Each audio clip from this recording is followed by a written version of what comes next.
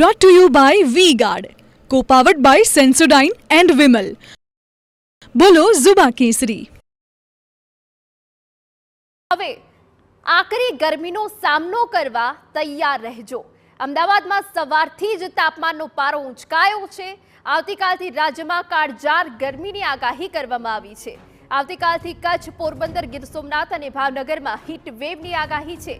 7 મેના રોજ અમદાવાદનું તાપમાન 43 ડિગ્રી સુધી જઈ શકે છે. 3 દિવસ બાદ અમદાવાદનું તાપમાન 41 થી 43 ડિગ્રી સુધી જઈ શકે છે. 3 દિવસ બાદ ફરી હીટવેવની આગાહી અપાઈ છે. રાજ્યમાં 3 દિવસ બાદ ફરી યલો એલર્ટ રહી શકે છે. કેસરિયાથી મન જોગી થયું રે, દિલ ઝૂમે જુઓ મત મસ્ત થયું રે. કેસરિયાથી મન જોગી થયું રે. હર પળ મનાવો કેસરી ત્યોહાર. વિમલ, બોલો જુબાન કેસરી.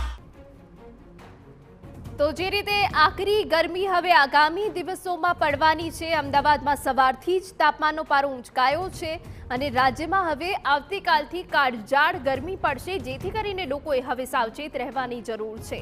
કામ ન હોય તો ઘરની બહાર નીકળવાનું ટાળવું જોઈએ. તેમણે જણાવી દઈએ કે કચ્છ, પોરબંદર, ગીર સોમનાથ અને ભાવનગરમાં હીટવેવની આગાહી કરવામાં આવી છે.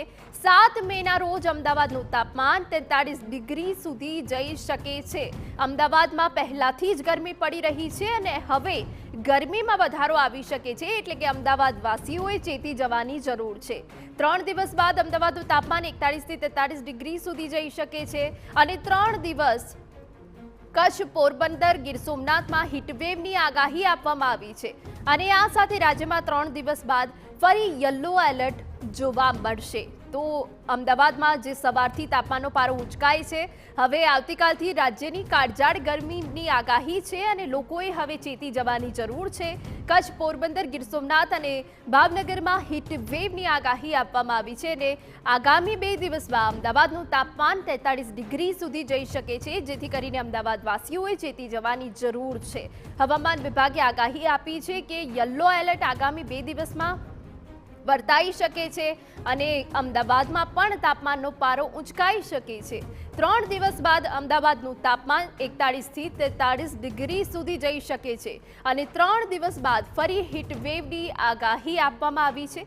રાજ્યમાં 3 દિવસ બાદ ફરી યલો એલર્ટ જાહેર કરવામાં આવ્યું છે.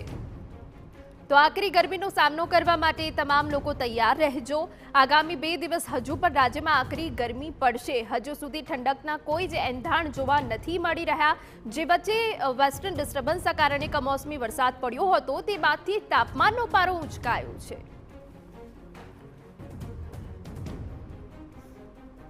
Brought to you by V-Guard, co-powered by Sensodyne and Vimal.